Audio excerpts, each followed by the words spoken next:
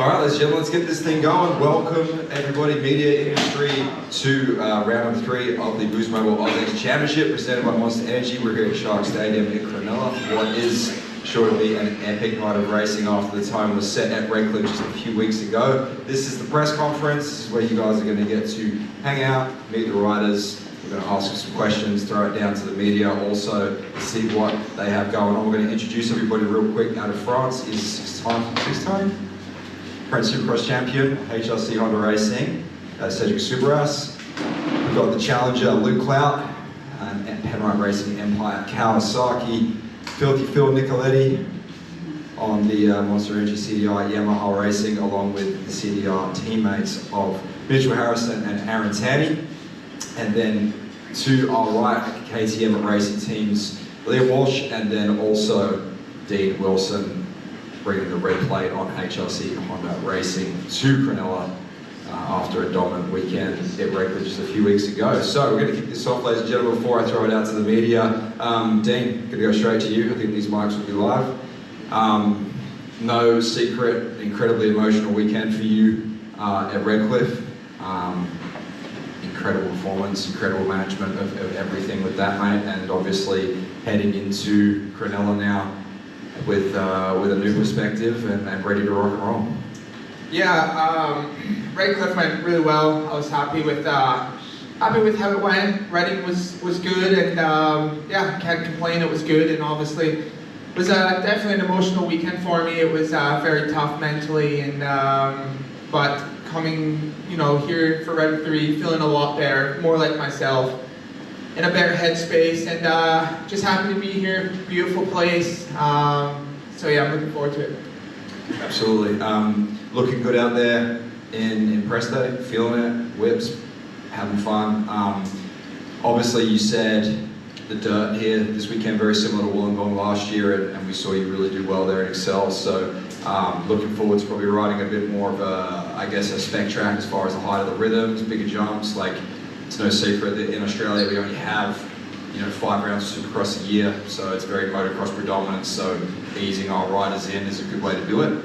And now this track will step that level up again. Yeah, track looks good. Like I said earlier, just looks like there's more dirt, so everything looks bigger, taller, maybe a little bit peakier, but I haven't taken a good look at it, but we did get to ride some of it, and no, it's good. I think it is the actual same dirt as Wollongong, according to Quinny. So yeah, I think that's good dirt. It's a little bit, it still gets a little bit of shine, but it gets some ruts, so it'll be a lot different than the first 2 rounds. So it'll be good. Start's a little bit different as well, so that will play a factor. So no, it'll be good. I'm looking forward to it, and be some good racing. Absolutely. All right, well, like we said, ladies and gentlemen, this is round number 3 of the Boost Mobile AUSX Championship, presented by Monster Energy. And a massive shout out to all of the partners, AME Group as the promoter, everybody that is making this championship grow and possible as we head into 2025 championship and round number 3. And with that being said, I'm going to throw this down to the floor now across media. If anybody has any questions for the riders, let's get this going. Phil Nicoletti. Obviously the incident that happened, we've discussed it, it's been talked about, but I want to know about your status to hand. You talked about having fractured bones in the hand. Where is that at, and where are you feeling like you can come into Cronulla? Yeah, well, it is what it is. I mean, if it's broke, I'm still going to ride. If it's not broke, I'm still going to ride. It's just one of those deals. So, yeah, it's been unfortunate. Back was up against the wall on the weekend, and the snowball started rolling in the wrong direction. So, yeah, it was kind of an uphill battle, but that's the cards I was dealt with.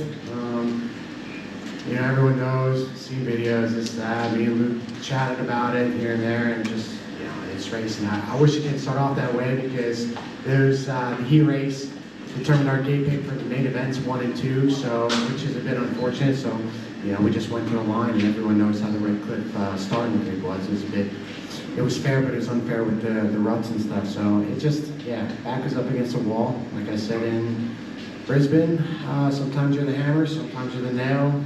I got nailed, so we'll try and turn the tides this weekend, see how we go. Phil, do you feel like you need to apologize to your competitors or no?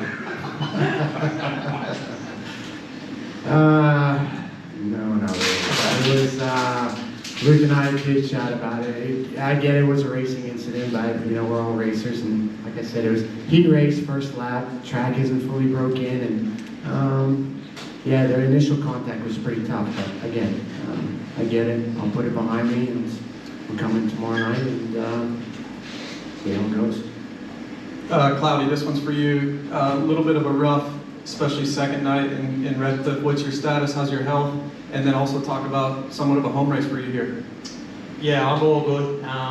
Yeah, I was a bit banged up obviously after that, that crash, but yeah, had a few days off and recharged batteries and yeah, went to work. I feel like we've had a real solid few days back home. We've just worked on some weaknesses and yeah, I'm ready to go. Obviously, home kind of race for me, a lot of friends and family, and I seem to thrive off that. So, I'm putting Redcliffe in the rearview mirror, and I'm coming out tomorrow, and yeah, ready to go. So I'm excited. One more for Cedric. Cedric, you came in. A lot of people were probably wondering where you might be. Were you kind of wondering the same? Because you haven't raced a lot of these guys. You've raced a few of them, but first time down here to Australia, or second time you came, a couple years ago, but to the actual AUSX Supergrass Championship, did it kind of over exceed your expectations, and where do you feel like you'll be tomorrow? Yeah, when I arrived like 2 weeks ago, first in the interviews I was saying that I would like to be in the top 5, and I had a second AUSX Championship after round 2, so yeah, it's more than my expectation actually, and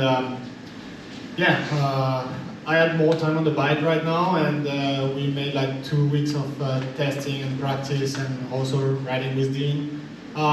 It's kind of good thing that I'm riding in the week a little bit with Dean. It's getting a good rhythm for the weekend, but you know how it is after we won 2 in the championship, and I'd like to stick on the podium at the end of the championship, and I know that if I can get some wins before the last round, it would be amazing. But I know how hard it is, and there is not only Dean, there is 5 other guys or even more that can get some podiums. So I need to be focused and get some points and stay out of trouble. Hey, Alex Gobert, MotoOnline.com. For Phil, what's your take on the 2 moto format, and how do you balance the sense of urgency with patience? Yeah, it's a bit different because the way the points play out, but I have an issue with the way the format is, to be honest with you. I fully disagree with how the heat race is the gate pick for Moto 1 and Moto 2. So I go ahead and I get 6th in the heat race. I come to the first main event, I get 12th gate pick. I win that first main event, I still go to the line for the second main, 12th gate pick.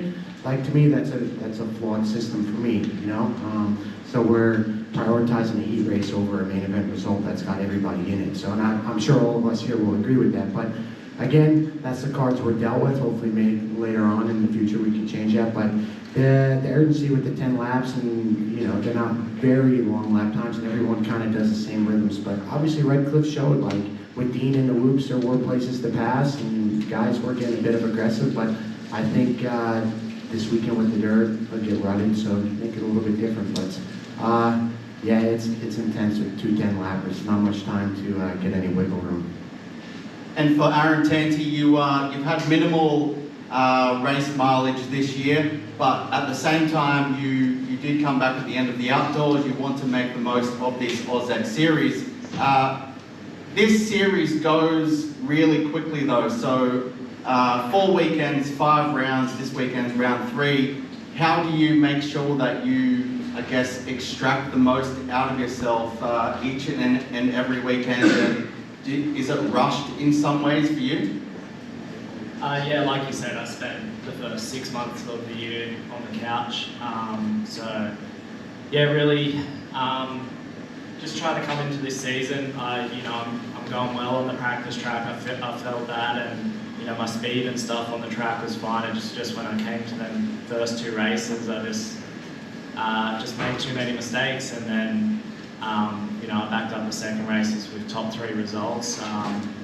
So I was a little bummed with that. I just feel like it's a little bit of racecraft because my last couple of years have been lacking a little bit of race time. But For me, now it's just focusing on every race just to be better and finish out the year strong, like, you know, how we can, and just keep moving on. I've got another 2 years with the CDR team, so it's just a rebuild and to try and finish strong.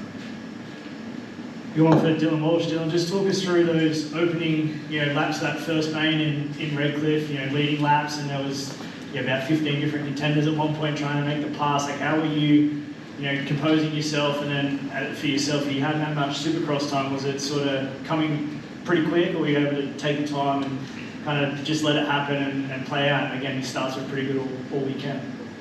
Yeah, it was a bit difficult. It was my first 450 Supercross race, so it didn't seem like it'd be a big deal, but it's a lot different. A lot of people were like, behind me and trying to pass, so everyone was like, each lap it was changing, but I was a little bit tired. I did a lot of travel the week beforehand with nations and whatever, and I knew it was just good to be out there and pushing myself and find a direction which way we need to go off the bike, because obviously it's a new bike for me also, being a KTM, so no, it was good, and we took a lot from it, so we should be a lot better for this round.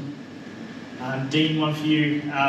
You know, sort of talked about what happened at Redcliffe, but does your focus change a little bit now? You know, obviously championship in mind, but are you trying to see how many of these races you can accumulate race wins? I know they don't come easy and you got work for them, but I know it seems like maybe you have a little eye of the tiger where you want to kind of go out and be pretty dominant over this championship.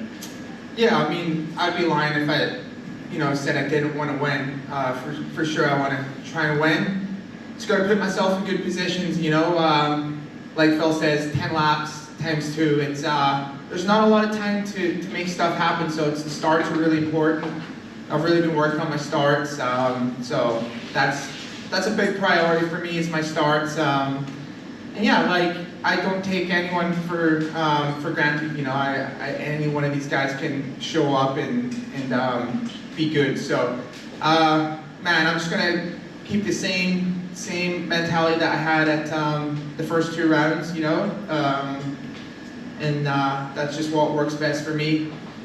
And enjoy it, have fun. I'm in a lot better headspace this weekend, just ready to enjoy it. Have my best friend fly out, just show up and surprise, so that was really cool. Got my family here, and ready to have a good weekend and make my mom proud.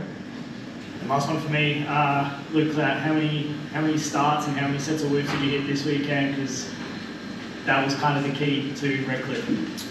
Yeah, definitely did a lot of starts this week, and we made a gearing change in the middle of the pre-season, and then obviously, once you go racing, that's when if it works or it doesn't. But we made some little changes here and there to the bike, to suit that. So I feel like, my starts let me down last week for sure. Obviously the whoops as well, but I'm usually a really good starter, and they just weren't up to standard, and put myself in a bad position, and we've seen how that kind of worked out. But hit a lot of whoops this week. I feel like we made some progress, and just like I said, I worked on a lot of the weaknesses, and I feel like we've made some steady progress. So I'm excited to see how we go, and 2 sets of whoops tomorrow night. So we'll put it to the test and see how we go. Luke, I want to stay with you real quick. Can you clarify the mechanical in final 1 of round 2? Was it a foot peg issue? Yes, broke foot peg. So broke foot peg. Did that break in the first turn crash? It was pretty much it was pretty much broken, and then I kept riding, and then it snapped off, and I nearly died over the finish. So That was decided to pull in, there's a lot of foot pegs getting claimed in Redcliffe. Mitchell Harrison, I'm going to move it over across to you. First, Boost Mobile AUSX experience. How did you enjoy Redcliffe, and what did you learn from Australian Supercross racing? I learned your tracks are really hard packed, and you have to get a start. So that was my issue, didn't get a good start, and track was difficult to figure out. I just don't really hide anything like that, but we got the bike really good this week, and I've just continued to put in a lot of laps on a really hard packed track, so I think it'll be a lot better this weekend.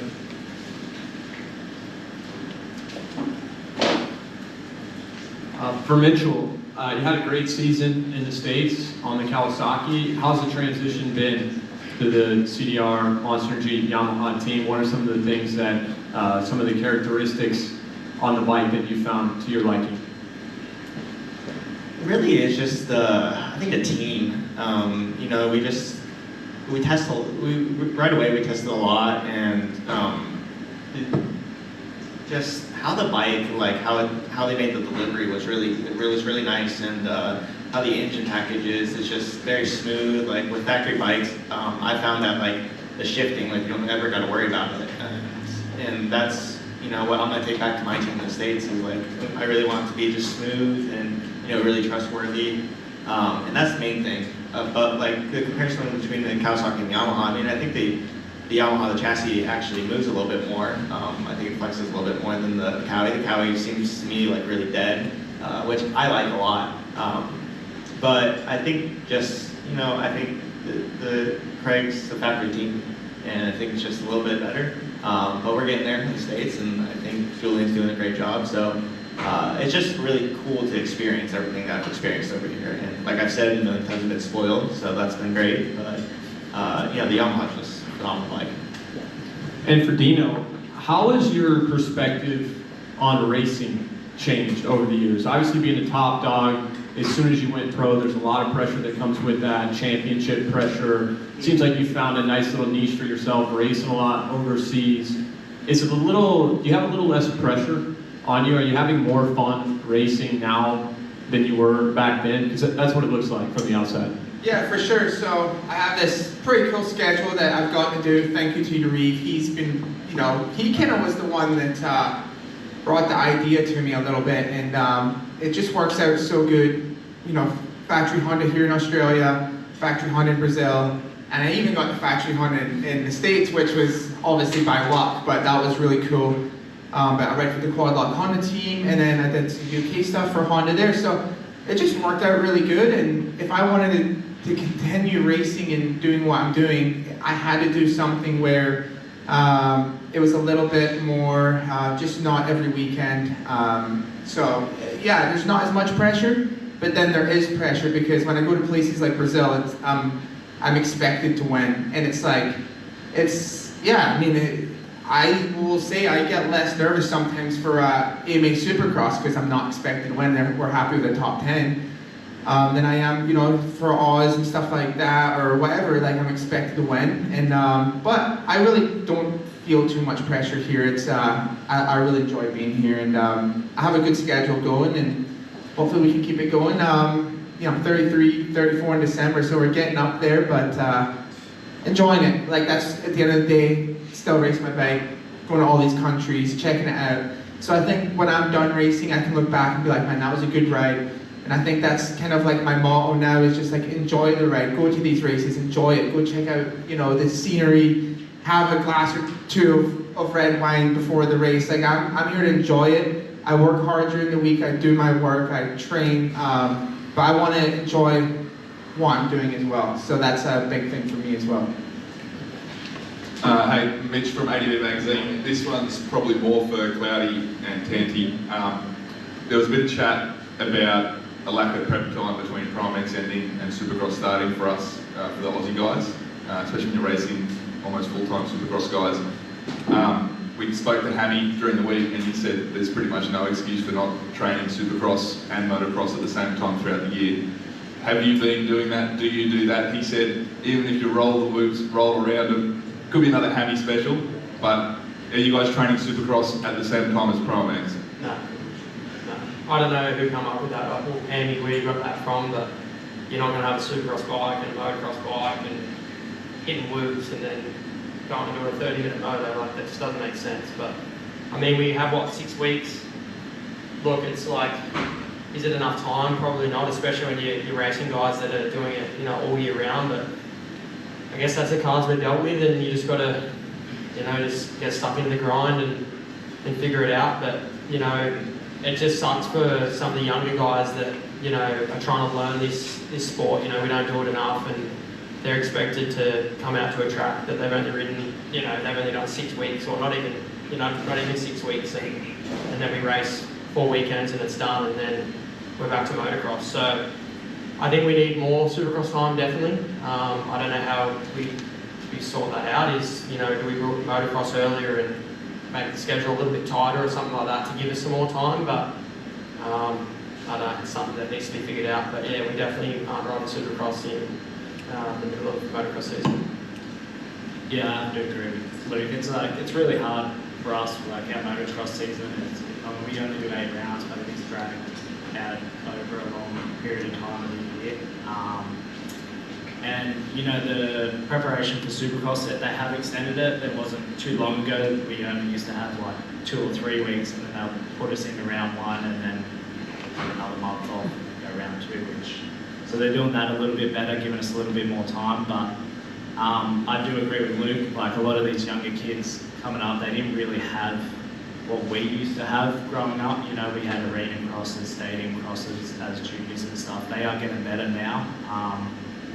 But yeah, the prep time, especially when you're versing guys that do it full time, it definitely is hard. But I had to do a little bit of Supercross during motocross about 2 years ago when they had the World Supercross program, because it I think it was before the last 2 rounds of motocross, so I had to dabble a little bit for some Supercross prep. But yeah, I definitely agree with Dan that we should train Supercross during our motocross season. And one for Phil too. You've ridden some pretty impressive bikes in your long career. Where does the CDR bike you're riding at the moment rank compared to any of the other bikes that you've ridden? Yeah, it's up there, obviously they get factory KYB suspension and stuff like that, and I had help from them in the US. But like I said before, you can have all the pieces to the puzzle, but you're only as good as the people that are on the team to be able to utilize those parts and stuff. So for me, it's been awesome. Obviously, I had a long relationship with a couple of X and building that 450 as well, and then coming down here and be able to see what they had, because when I was a kid, the CDR program was huge and renowned all across the world. So to be down here and be able to experience, see what they have, and see all the data and stuff, and they're very particular. It's cool to see. So it's definitely up there. I enjoy being back on blue and a blue fender. If you asked me when I turned pro if I'd have 90% of my professional career on a Yamaha, I'd say you're lying. But yeah, I've always gelled well with the blue bike, so it's been good so far.